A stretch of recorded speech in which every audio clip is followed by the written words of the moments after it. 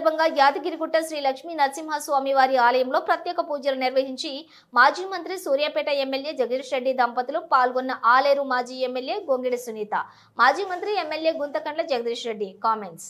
ప్రత్యేక తెలంగాణ వస్తే తప్ప సమస్యలు పరిష్కారం కావని మన నిధులు మన వనరుల కోసం పోరాటం చేసిన యోధుడు కేసీఆర్. అంబేద్కర్ గాంధీ మార్గంలో ప్రత్యేక రాష్ట్రం సాధించిన వ్యక్తి కేసీఆర్. సబ్బండ ప్రజల సమస్యలను తెలిసిన నాయకుడు కేసీఆర్.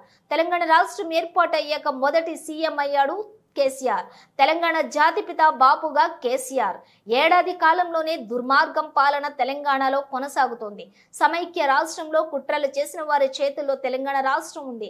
కేసీఆర్ ఆనవాళ్లు తుడిచేయటం ఎవరి తరం కాదు. ఈ ఏడాది కాలంలో మత్తడి దుంకే చెరువులు లేకుండా చేశారు. ఇక నల్లగొండ జిల్లాలో మళ్లీ ఆకలి చావులు, ఆత్మహత్యలు, ఫ్లోరైడ్ సమస్యలు తీసుకుని వస్తున్నారు. కేసీఆర్ ఆనవాళ్లు ఉన్న ప్రతి చోట కార్యక్రమాలు చేస్తూ ఉన్నాం. తెలంగాణకే తలమానికంగా యాదగిరి క్షేత్రాన్ని అద్భుతంగా తీర్చిదిద్దారు కేసీఆర్. కేసీఆర్ నిండు నూరేళ్లు ఉండాలని యాదగిరి లక్ష్మీ నరసింహస్వామి వారిని కోరుకున్నాను.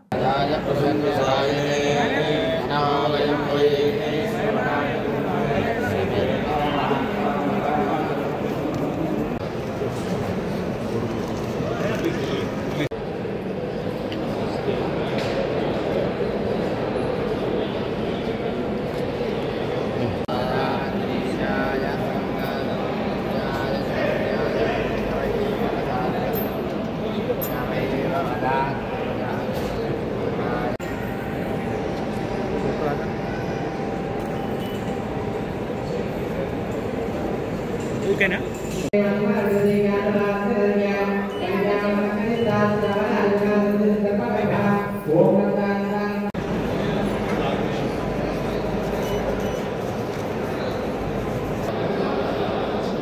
సరే ఇక్కడ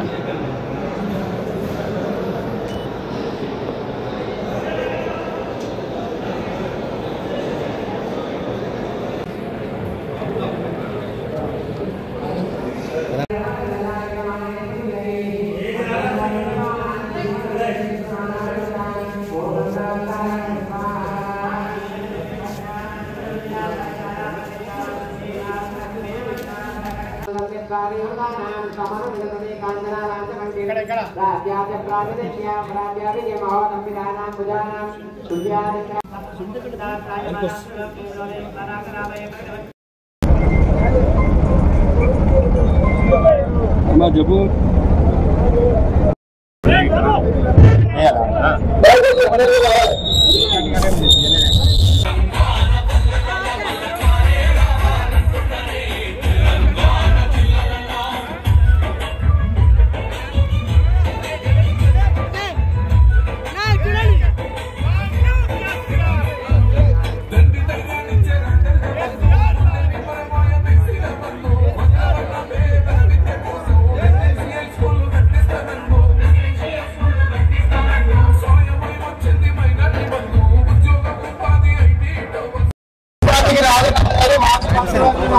జగదీష్ రెడ్డి గారి ఆధ్వర్యంలో టీఆర్ఎస్ పార్టీలో చేరుతున్నారు. కలిసి ఫోన్ చేసి చెప్పాలి ఇంటికి వచ్చిన ఇంటికి చెప్పి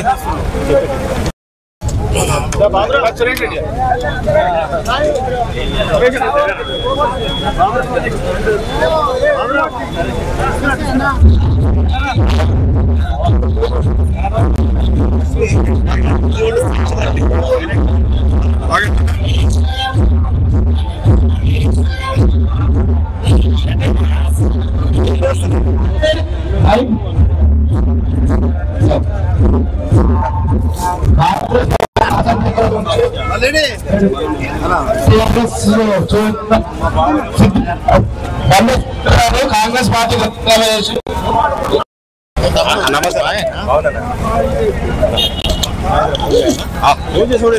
నేనే చేస్తున్నా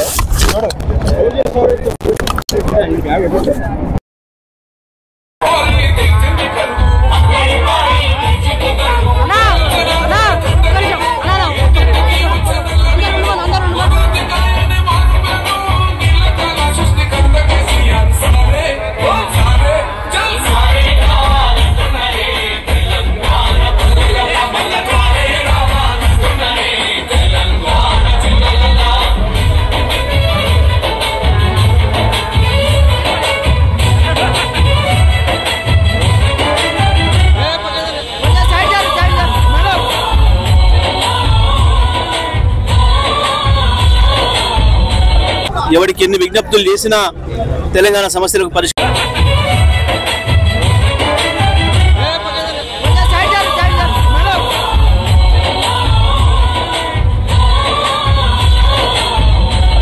ఎవరికి ఎన్ని విజ్ఞప్తులు చేసినా తెలంగాణ సమస్యలకు పరిష్కారం లభించదని, రాష్ట్రాన్ని సాధించుకొని మన వనరులను మనం కాపాడుకుందాం, మన వనరులు మనం వినియోగించుకుందాం, మన నిధులతో మనం అభివృద్ధి చేసుకుందాం.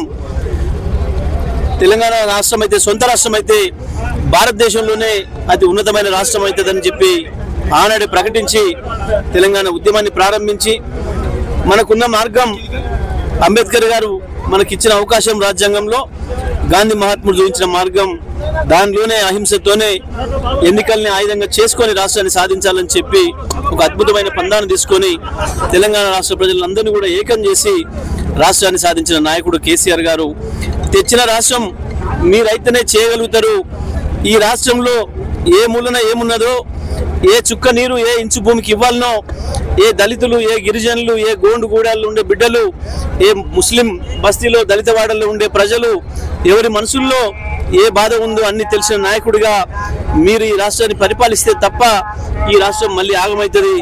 ఈయనగాసి నక్కల పాలు చేయకండి, మీరే ఉండాలని చెప్పి ప్రజలందరూ చేసిన విజ్ఞప్తి మేరకు తనే రాష్ట్ర బాధ్యతలు తీసుకొని తెలంగాణను భారతదేశంలోనే ఒక నెంబర్ 1 రాష్ట్రంగా నిలిపిన అద్భుతమైన పరిపాలనా దక్షుడు కేసీఆర్ గారు. ఒక మాటలు చెప్పాలంటే తెలంగాణకు బాపు, తెలంగాణ జాతిపితగా కేసీఆర్ గారు ఇవాళ ప్రజలందరి హృదయాల్లో కూడా నిలిచి ఉన్నారు.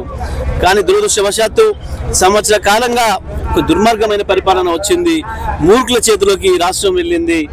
ఇటువంటి పరిస్థితులలో రాష్ట్రానికి మళ్ళీ నష్టం వచ్చే ప్రమాదం వచ్చింది.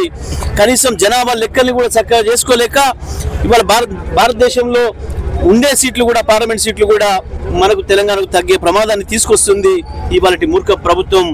ఆనాటి సమైక్యాంధ్ర కుట్రలు చేసిన వాళ్ళు ఎవరైతే ఉన్నారో ఇవాళ వాళ్ళ చేతుల్లో ఈ ప్రభుత్వం నడుస్తుంది. తెలంగాణ మళ్ళీ తిరోగమనంలోకి పోయింది. భారతదేశంలోనే నెంబర్ 1 రాష్ట్రంగా అన్ని రంగాల్లో ప్రసిద్ధి చెందిన తెలంగాణ మళ్ళీ ఇవాళ అన్నిట్లో వెనుకబడిపోతుంది అంటే కారణం ఇవాళ మూర్ఖుల పరిపాలన తప్ప ఇంకొకటి కాదు. అదే మూర్ఖులు ప్రగల్భాలు పలుకుతున్నారు, కేసీఆర్ గారి ఆనవాళ్ళు జరిపిస్తామని చెప్పి. నిజమే, కేసీఆర్ గారి ఆనవాళ్ళు జరపాలంటే మొట్టమొదటిగా ఇక్కడ మనకు వెనకాల కనబడుతున్న అద్భుతమైన యాదాద్రి ఆలయాన్ని లేకుండా చేస్తారా? ఏది చేస్తారు? సెక్రటేరియట్లు లేకుండా చేస్తారా? తెలంగాణ రాష్ట్రాన్ని తీసుకుపోయి మళ్ళీ సమైక్యాంధ్రలో కలుపుతారా? ఏ రకంగా చేస్తారు మూర్ఖులారా? కేసీఆర్ ఆనవాళ్ళు ఈ భూమి మీద ప్రతి ఇంచులో ఉన్నాయి, తెలంగాణలో ప్రతి ఇంచులో ఉన్నాయి, ప్రతి జిల్లాలో, ప్రతి నియోజకవర్గంలో, ప్రతి మండలంలో, ప్రతి చోట ఉంది. కేసీఆర్ ఆనవాళ్ళు తీసేయలేరు. మహా అయితే మీరు ఈ సంవత్సర కాలంలో మీరు తీసేసింది చెరువులు, మత్తడి దొరికే చెరువుల్ని లేకుండా చేసిండ్రు. ఇవాళ మళ్ళీ ఎండిపోయే చెరువుల్ని మళ్ళీ దర్శనమిచ్చే పద్ధతిలో చేసిండ్రు.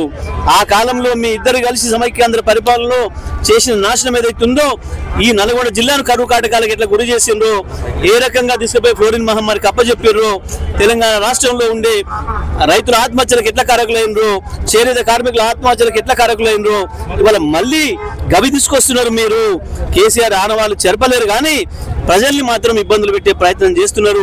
ఇటువంటి పరిస్థితులలో తెలంగాణను మళ్ళీ మనమే కాపాడుకోవాల్సిన పరిస్థితి వచ్చింది. తెలంగాణను కాపాడుకోవడానికి మరొక ఉద్యమానికి శ్రీకారం చుట్టాల్సిన పరిస్థితి వచ్చింది. ఇవాళ తెలంగాణ ప్రజలందరూ కూడా విద్యార్థుల నుంచి మొదలుకొని వృద్ధుల వరకు ప్రతి వర్గం ప్రజలు మోసపోయి ఉన్నారు. మోసపోయిన ప్రజలందరూ కూడా తెలుసుకున్నారు. ఇవాళ రాష్ట్రాన్ని కాపాడుకోవాల్సిన బాధ్యత, కేసీఆర్ వెనకాల నిలవాల్సిన బాధ్యత మనందరిపైన ఉన్నది అని చెప్పి ప్రజలందరూ భావిస్తున్నారు. మరి ఇటువంటి సందర్భంలో అటువంటి మహనీయుడి పుట్టినరోజు ఈ రోజు కాబట్టి తప్పకుండా దీన్ని ఘనంగా నిర్వహించుకోవాలి. కేసీఆర్ ఆనవాళ్ళు ఉన్న ప్రతి చోట, అది గ్రామ పంచాయతీ కావచ్చు, మండల పరిషత్ కావచ్చు, జిల్లా కావచ్చు, అన్ని చోట్ల కూడా కేసీఆర్ వచ్చిన తర్వాతనే నిర్మాణమైన నూతన కార్యాలయాలు కావచ్చు, నూతన ఏర్పాట్లు మొత్తాన్ని కూడా ఒకసారి మళ్ళీ ప్రపంచానికి చూపించే విధంగా, ఈ మూర్ఖులకు చూపించి కళ్ళు తెరిచే విధంగా ఈ కార్యక్రమం తీసుకోవాలని చెప్పి ఈ రోజు ఈ యాదాద్రి ఆలయంలో, తెలంగాణకే తలమానికమైన యాదాద్రి ఆలయంలో ఈ రోజు ఉదయమే మేమందరం కూడా పూజలు నిర్వహించి ఇక్కడ ఉండే మా మాజీ శాసనసభ్యులు, మా జిల్లా నాయకులందరం కూడా కలిసి ఈరోజు కేసీఆర్ గారికి ఆయుర ఆరోగ్యాలు లభించాలని, మా అందరి ఆయుష్ కూడా తీసుకొని తప్పకుండా కేసీఆర్ 100 సంవత్సరాలు జీవించి ఉండాలని, తప్పకుండా తెలంగాణను కాపాడేదానికి మళ్ళీ ముందుకు రావాలని చెప్పి కోరుకుంటూ వారి కొరకు ఈరోజు పూజలు నిర్వహించడం జరిగింది. ఇదే యాదాద్రి ఆలయం ఏదైతే తెలంగాణ గర్వించదగ్గ ఆలయంగా 1000 సంవత్సరాలకు నిలబడగలిగిన గుర్తుగా ఏదైతే నిర్మాణం ఉందో ఇక్కడే ముందుగా ప్రారంభం చేసి ఈరోజు ఈ కార్యక్రమాన్ని కూడా మేము నిర్వహించడం జరిగింది. ఈ సందర్భంగా కేసీఆర్ గారికి నల్గొండ జిల్లా ప్రజల తరఫున, ఉమ్మడి నల్గొండ జిల్లా ప్రజల తరఫున శుభాకాంక్షలు తెలియజేస్తూ తప్పకుండా వారు నిండు నూరేళ్ళు ఆయుష్తో ఉండాలని, ఇంకా ఇంకా తెలంగాణకు భారతదేశానికి కూడా సేవలు అందించాలని చెప్పి కోరుకుంటూ ఇవాళ ఆ యాదాద్రీశుడికి పూజలు నిర్వహించడం జరిగింది.